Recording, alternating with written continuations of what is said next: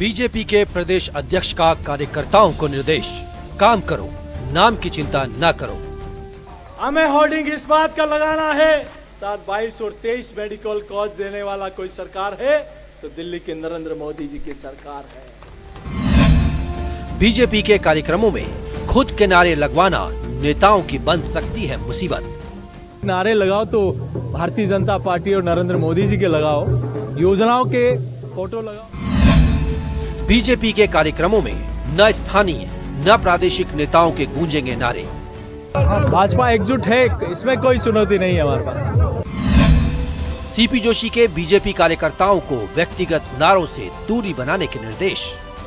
लेकिन मैं आप सबसे प्रार्थना है, जब भी हमारे कोई नेता है तो वहां लगाना योजनाओं के नरेंद्र मोदी जी को धन्यवाद देते हुए उन योजना का पोस्टर लगाना। मित्रों, कांग्रेस का तंज, खंड खंड में बटी है बीजेपी। नया निर्देश, गुटबाजी छिपाने का प्रयास। निश्चित रूप से भारतीय जनता पार्टी के नारे राजस्थान में वैसे भी लगने बंद होने की स्थिति आ चुकी है। भारतीय जनता पार्टी खंड खंड बटी हुई है, ऊपर से नीचे तक नेताओं से लेकर कार्यकर्ता तक गुटों में बटे हुए हैं और गुटबाजी सामने ना आ सके उसको छुपाने के लिए किसी प्रकार से ये प्रयास कर रहे हैं, इसीलिए इस तरह का इन्होंने ये फरमान निकाला है। क्या नारे एकता कम करते हैं, गुटबाजी को बढ़ावा देते हैं?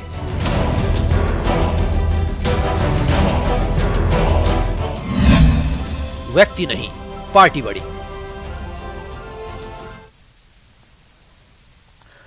नमस्कार, प्राइम डिबेट में आप सभी का स्वागत है। मैं हूं आपके साथ हेमंत कुमार। राजस्थान बीजेपी अब नए नेतृत्व, नए तेवर और नई रणनीति के साथ चुनावी समर के लिए तैयार नजर आ रही है। भाजपा प्रदेशाध्यक्ष बनने के बाद पहली बार कोटा बूंदी के दौरे पर पहुंचे प्रदेशाध्यक्ष सीपी जोशी कार्यकर्ताओं को इसका संदेश, संकेत देते नजर आए कि अब बीजेपी नए प्रदेश नेताओं की जय जयकार के नारों से निकल करके प्रधानमंत्री मोदी के चेहरे और केंद्र की योजनाओं को हथियार बना करके एकजुटता के साथ लड़ने के लिए प्रतिबद्ध है। बूंदी की सीमा में प्रवेश करते हुए पूर्व मंत्री बाबूलाल वर्मा, विधायक चंद्रकांता मेघवाल, अशोक डोगरा समेत पार्टी पदाधिकारी, कार्यकर्ताओं ने सीपी जोशी का जोरदार स्वागत किया। तो स्वागत के दौरान कार्यकर्ताओं ने जब सीपी जोशी के नारे लगाए, उन्होंने कहा, मेरी जय जयकार नहीं, बीजेपी और भारत माता की जय जयकार करें और पोस्टर किसी नेता के नहीं बल्कि प्रधानमंत्री मोदी और केंद्र सरकार की योजनाओं के ही लगाएं। यह बात प्रदेशाध्यक्ष बनने के बाद भी प्रदेश मुख्यालय में सीपी जोशी ने कही थी। जब कार्यकर्ताओं के बीच में धरातल पर पहुंचे तो एक बार फिर सबके बीच में इसे दोहराया है।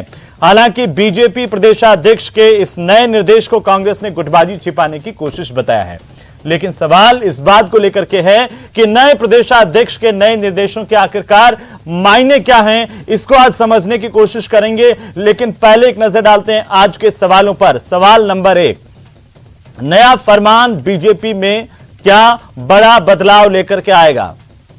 सवाल नंबर 2, नारेबाजी से क्या भारतीय जनता पार्टी को लगता है कि उनका नुकसान होता है, गुटबाजी बढ़ती है? क्या अब नए निर्देशों से गुटबाजी पर लगाम लग पाएगी, गुटबाजी बंद होगी?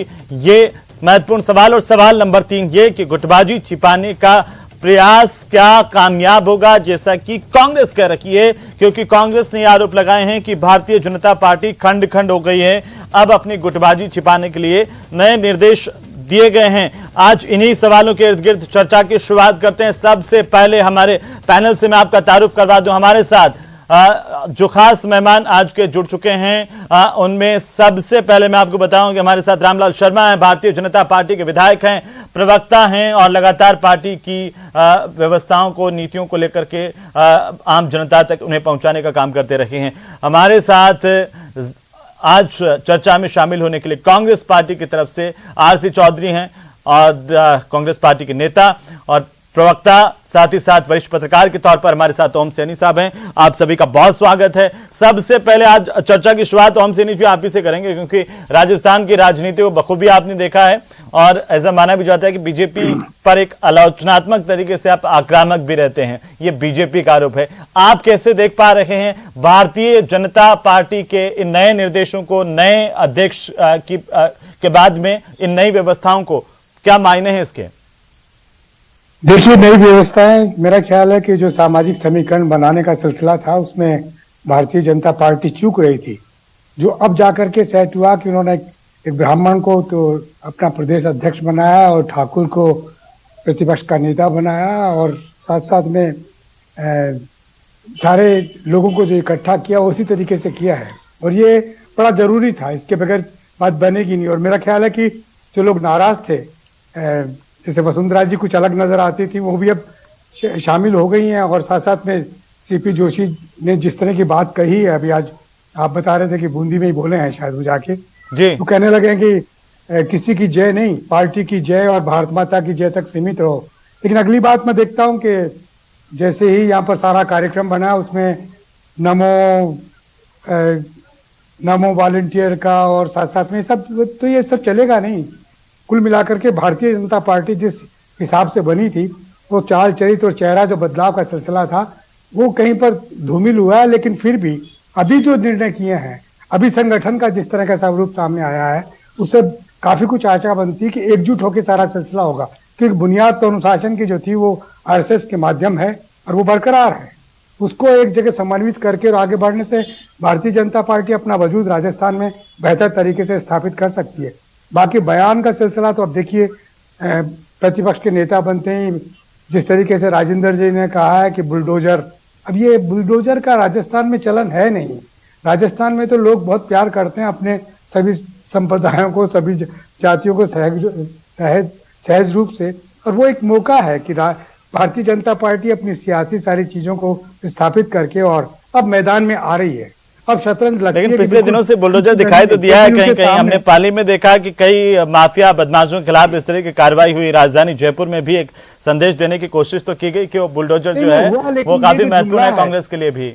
सैनी साहब, ये जुमला है, ये बुलडोजर जुमला राजस्थान में रुचिकर नहीं लगता है, क्योंकि बुलडोजर से लगता है जैसा अधिकारों का आनंद हो रहा है। ठीक है, आरसी चौधरी जी, बीजेपी कह रही है कि उनकी सभाओं में प्रधानमंत्री नरेंद्र मोदी के नारे लगने चाहिए और कांग्रेस इस पर प्रतिक्रिया देती है कि बीजेपी ये अपनी कमजोरियों को, अपनी खंड खंड हो चुकी पार्टी को छुपाने की कोशिश करे। आपको ऐसा क्यों लगता है, जबकि बीजेपी अगर केंद्र में उनके जो अच्छे काम हैं वो जनता के बीच में लेकर जाने की बात करती है, वो बात करती है कि एक ही नेता पार्टी का हो देश भर में, उसी के आधार पर वो जनता के बीच में जाए, आपको तकलीफ क्या है उससे? देखिए, निश्चित रूप से हेमंत जी आपने ठीक कहा, भारतीय जनता पार्टी का अपना एक अंदरूनी मामला है। लेकिन आपने कहा कि कांग्रेस आरोप लगाती है। राजस्थान में न्यूज 18 राजस्थान की भी अपनी एक पहचान है जी। क्या आप इस बात को राजस्थान की जनता के बीच में ये रख सकते हैं कि 12 लोग हैं? आपने देखा कि किरोड़ी लाल मीणा जी के जो समर्थक हैं, किस प्रकार सतीश पूनिया जी के खिलाफ नारे लगा रहे थे, किस प्रकार जो अर्जुन राम जी मेघवाल ने सरदार सर के उपचुनाव में कहा, उसकी बात को तत्कालीन जो नेता प्रतिपक्ष थे उन्होंने काट दिया। लगातार नेताओं की एक लंबी श्रृंखला थी और भारतीय जनता पार्टी में भी जो वसुंधरा जी के समर्थन में जिन लोगों ने मुकर होकर बातें कही कि इन नेताओं का भी पोस्टर्स होने चाहिए और इनका भी रैलियों में नाम होना चाहिए, लेकिन उनको पार्टी से अनुशासनात्मक कार्रवाई के तहत में उन्हें हटाया गया। भारतीय जनता पार्टी ना चाहे मीडिया बोले चाहे ना कोई दौर और बोले, लेकिन राजस्थान की जनता ने उन्हें प्रतिपक्ष के लिए चुना था।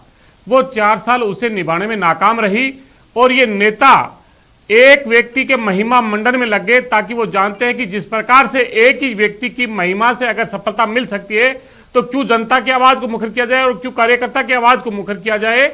जिस प्रकार से सीपी जोशी जी ने कहा कि मर्यादा पुरुषोत्तम राम के बराबर देश के प्रधानमंत्री हैं, अगर राजेंद्र राठौड़ ये कहते हैं कि ये ब्रह्मा विष्णु और महेश तीनों का अवतार मोदी है, तो मैं एक सोचता हूं कि वो प्रदेश के अध्यक्ष भी होते और ये नेता प्रतिपक्ष का पद भी उनके पास में होता। यहां पे 2 लोग निरंकुश और तानाशाह लोग शीर्ष पे बैठे हैं, उनकी महिमा मंडन में पूरी भारतीय जनता पार्टी लगी है और जो उनकी महिमा मंडन में लगी है वही अपना वजूद बचा पा रहा, चाहे संगठन में हो चाहे किसी दूसरी जगह पे हो। जनता की आवाज की जो बात मुखर करेगा उन्हें भारतीय जनता पार्टी से बाहर का रास्ता दिखाया जाता है। चाहे इससे पहले उदित राज हो जो दिल्ली से सांसद रहे, चाहे जो सावित्रीबाई फुल्ले हो जो यूपी से सांसद थी, चाहे नाना पटोले हो जो महाराष्ट्र से सांसद हो, चाहे नितिन गडकरी जी हो जिन्होंने अगर पार्लियामेंट्री बोर्ड के अंदर मांग उठाई और प्रस्ताव दिया तो उन्हें बाहर का रास्ता दिखा दिया गया। ये अहंकार और निरंकुश ना सिर्फ देश के लिए ठीक है, मुझे नहीं लगता भारतीय जनता पार्टी के लिए भी ठीक है। वो क्या करें और क्या नहीं कर पाए, देखना यह होगा कि वो नारे, पोस्टर, फोटो इनसे बच पाएंगे क्या? वो एक व्यक्ति के नारे से उनके अंदरूनी जो फूट है, कलह है, वो बच पाएगी? आपने कहा एक ही व्यक्ति का नारा होगा, हमें 2018 का एक वीडियो दिखाना चाहता हूं मैं, जिसमें उन्होंने कहा कि वसुंधरा तेरी खैर नहीं, मोदी तुझसे बैर नहीं। ये किसने लगाए थे? मंच पे जो नारे लग रहे थे वो किन्होंने लगाए थे? सबने। आज बोलिए उनको।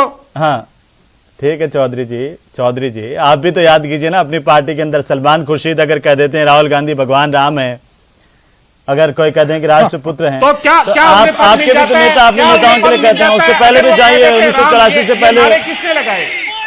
Indira is India, India is Indira, ये भी तो जाइए। और इससे राजस्थान के तो बहुत सारे नारे हैं, उससे देखें।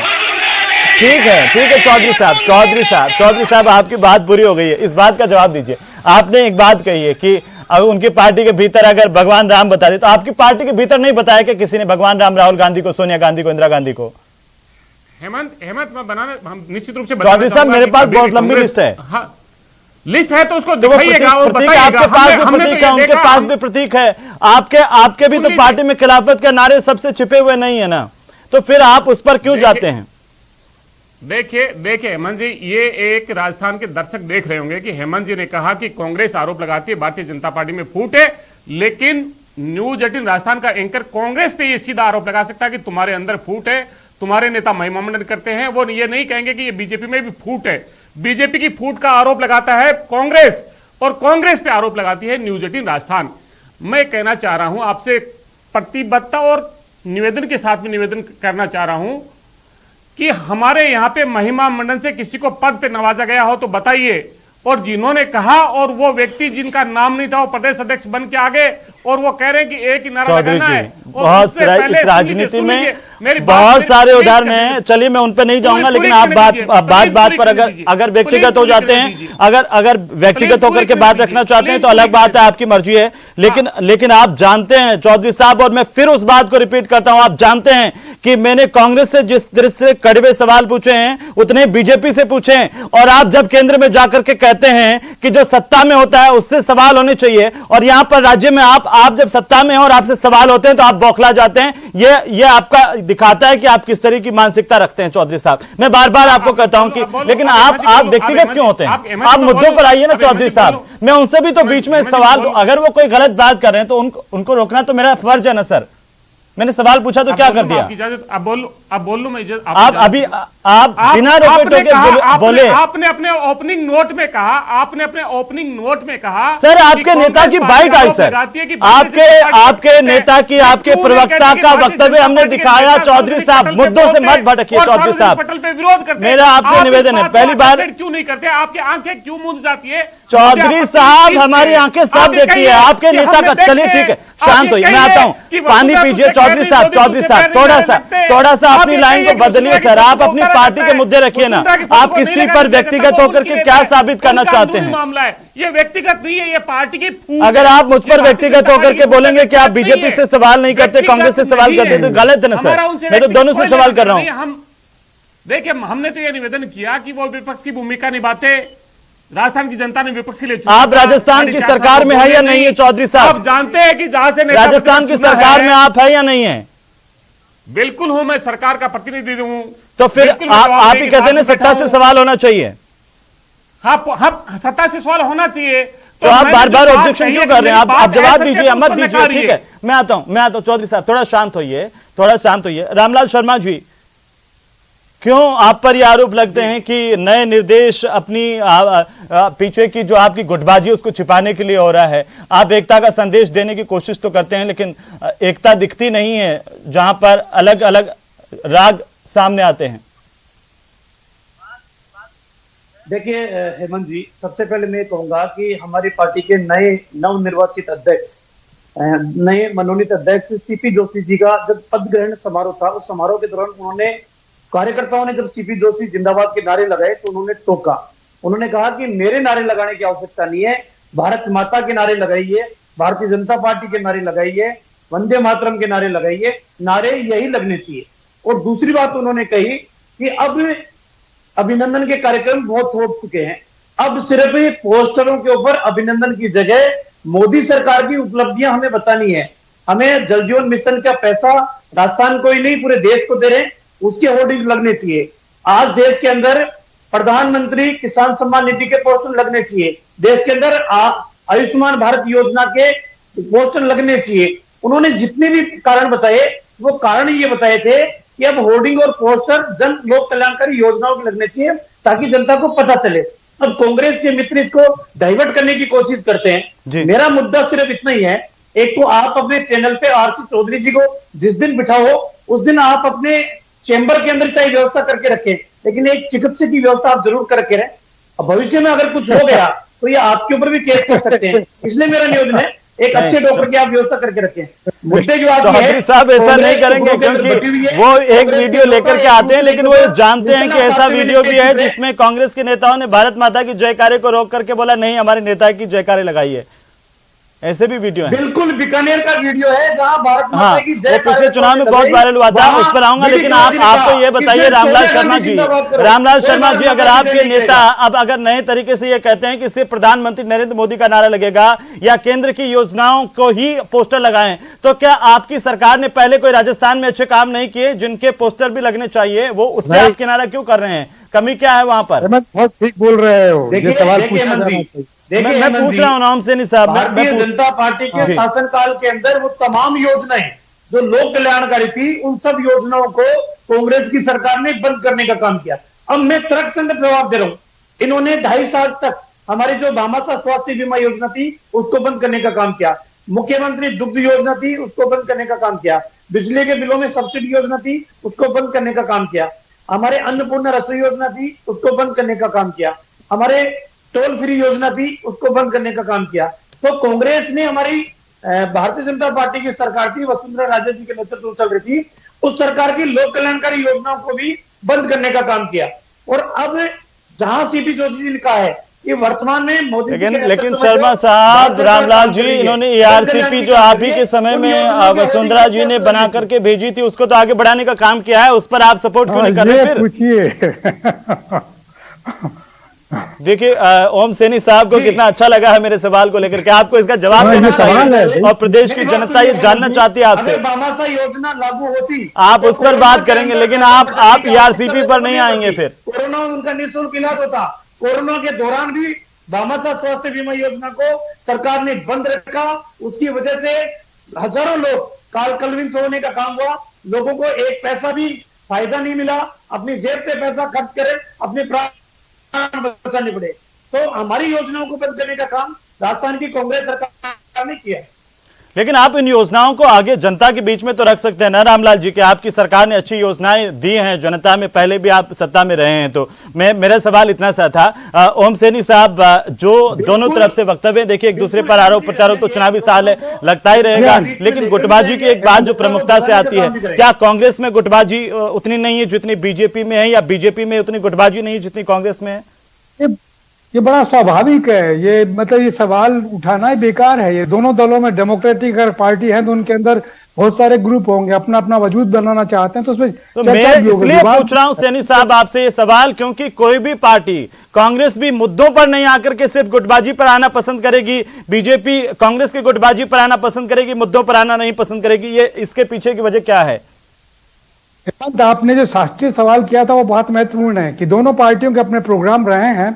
भारतीय जनता पार्टी भी यहाँ शासन में रही है, उसके भी अपने प्रोग्राम रहे हैं, कांग्रेस यहाँ शासन में उसके भी अपने प्रोग्राम में है, लेकिन उन प्रोग्राम से कितना आगे बढ़े हैं, उसमें कहां पर एकजुटता स्थापित हो सकती है, कहां पर नहीं हो सकती, उन पे चर्चा हो, उन पे बात करें, समझ में भी आए। लेकिन ये कहें कि सब कुछ बेकार कर रहे हैं और दूसरे वो कहें कि ये सब कुछ बेकार कर रहे हैं, इससे विकास वाला रास्ता नहीं है ये।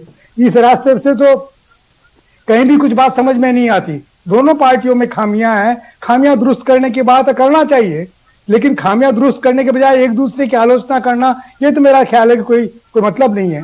कि साहब अगर रसोई का नाम बदल दिया तो उससे क्या रसोई बंद थोड़े हो गई।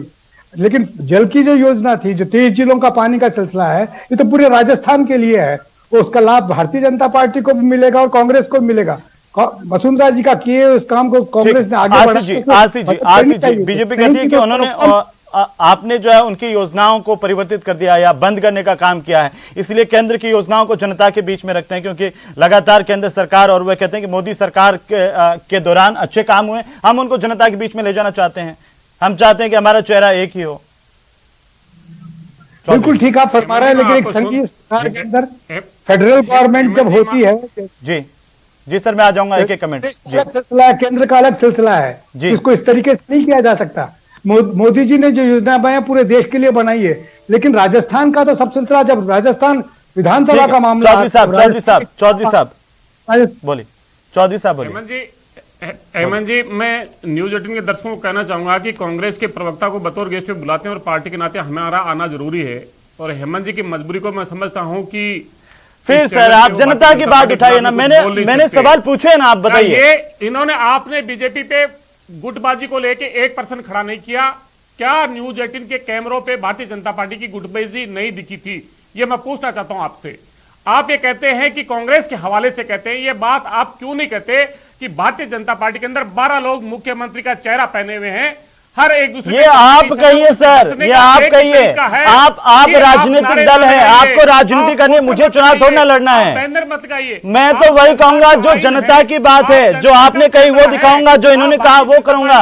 मैं अपना वक्तव्य कैसे दे दूंगा सर? जनता का कैमरा है, इसे जनता की नजर से। आपसे मेरा यही निवेदन है चौधरी साहब, आप मुद्दों पर क्यों नहीं बात करते हैं? लेकिन बीजेपी का एक वीडियो आपके पास में नहीं मिलेगा, और मैं दावे के साथ कह सकता हूं आप वो बीजेपी का वीडियो यहाँ पे नहीं चला सकते।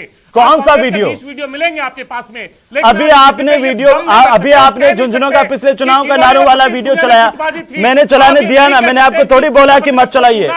उसकी विधानसभा में, उसके जिले में 2 विधानसभाएं आ रही है। आप ये नहीं कह सकते जिस प्रदेश अध्यक्ष को चुना है उसके संभाग में भारतीय जनता पार्टी नंबर 3 और 4 पे रही है। मैं ये कह सकता हूं, मैं ये भी कह सकता हूं कि जिस प्रदेश अध्यक्ष को जिला अध्यक्ष बनाया था, तब सारी की सारी जिले की सीटें उन्होंने बीजेपी खाते में डाली थी, वहां पर कांग्रेस को हार हुई थी। देश के अंदर नंबर 1 है, ये आपकी योजना नहीं है। आप ये नहीं पूछ सकते कि ओपीएस के बारे में आपका नजरिया क्या है। आप ये नहीं कह सकते। चलिए, इनके आपके सवालों के जवाब में ले लेता हूं ना। मैंने पूछा ना आरसीपी को लेकर के, चौधरी जी नहीं पूछा क्या? कैसी बातें कर रहे हैं आप? रामलाल जी उपभोक्ता को बिजली फ्री दे रहे हैं, ठीक है। रामलाल जी 500 रुपए में गैस का सिलेंडर मिलता है। आप चौधरी साहब के सवालों के जवाब दे दीजिए, बड़े अधीर हो गए हैं। नहीं पूछ सकते केंद्र की सरकार ने 73,000। मैं हर सवाल का जवाब देने के लिए तैयार हूँ। पेट्रोल और डीजल चौधरी जी, लेकिन तर्कहीन सवाल करते हैं, उन तर्कहीन सवालों का जवाब तो देंगे। हम ये कहते हैं कि आप भी राजस्थान की जनता के हित के अंदर भारतीय जनता पार्टी ने काम किया है। इनकी सरकार के ऊपर देखो ना, 5 बजट विधानसभा के अंदर कहाँ गया आपका विकास? आपने घोषणा की थी, कहाँ गई आपकी? आपने घोषणा की थी कि राजस्थान के अंदर प्रत्येक ग्राम पंचायत के अंदर हम विकास पथ बनाने का काम करेंगे। कहाँ गई आपकी घोषणाएं करते जा रहे हो? आपने कहा था प्रत्येक महिलाओं को हम मोबाइल फोन देने का काम करेंगे। महिलाओं को इंदिरा गांधी शहरी रोजगार गारंटी योजना आपने लागू की। जनता के मनरेगा के अंदर करने का काम आप कर रहे हो। आपकी पेंडिंग 5 रुपए प्रति लीटर मामले में आप कुछ बोल नहीं रहे हो। दूध महिलाओं के साथ के मामले में आप बोल नहीं रहे हो। कानून व्यवस्था के मामले में आप बोल नहीं रहे हो। कहां लेके जा रहे हो राजस्थान को? चुनाव के अंतिम समय पे की अधिसूचना से पहले राजस्थान को बजट में प्रावधान नहीं किया, और आप कह रहे हो अपने विधायकों को योजनाएं जब आती है बजट में विधायकों को संतुष्ट करने के लिए चर्चा हो, वो मांग रहे हैं। अगर आप दोनों ही लड़के निर्णय कर लेंगे तो फिर हम राजस्थान की जनता के लिए भी तो कुछ रहना चाहिए ना। राजस्थान की जनता के लिए भी थोड़ा छोड़ दीजिए। और चौधरी साहब इतना हाइपर मत होइए। आज हमने जब जनता से सवाल किया कि सीपी जोशी के नो स्लोगन नो पब्लिसिटी संदेश से बीजेपी को क्या फायदा होगा, चौधरी जी जनता ने कहा कि 69% लोगों ने कहा कि हाँ फायदा होगा। आपको क्या लगता है नो स्लोगन नो पब्लिसिटी से कोई फायदा होगा बीजेपी को? ये टॉपिक आप तय करते हो, हम नहीं करते, इसलिए डरिए मत। मैं हम ये कह रहे हैं कि हम आपके साथ खड़े हैं, डरिए मत। लोकतंत्र की चोट आपने एक बात, एक लाइन ले रखी है। मुझे लगता है आप मुद्दों पर नहीं आना चाहते हैं चौधरी साहब। जनता तो ये देखिए ना कि कौन जनता के मुद्दे उठा रहा है, कौन नहीं है। एक योजना उठाइए, आप एक योजना उठाइए, मैं जवाब देने के लिए तैयार हूं। तो वो पूछ रहे हैं ना कि आपने मोबाइल देने का वादा किया था, क्या हुआ? आपने किसानों की संपूर्ण कर्ज माफी की बात की थी, क्या हुआ? मामले में बिल्कुल जवाब देता हूँ, बिल्कुल। रामलाल जी सुन लीजिए, रामलाल जी सुन लीजिए, जवाब देता हूं मैं। हमने महिलाओं को मोबाइल देने की घोषणा की। आप जानते हैं कि मोबाइल के लिए पूरे वैश्विक मार्केट के अंदर सप्लाई नहीं हो पाई। आज हम रक्षाबंधन के अंदर 46 लाख महिलाओं को पहली फेज में मोबाइल देने जा रहे हैं। एक आप ये बता दीजिए, ठीक है, अंदर रक्षाबंधन पे 46 लाख मोबाइल देने जा रहे हैं।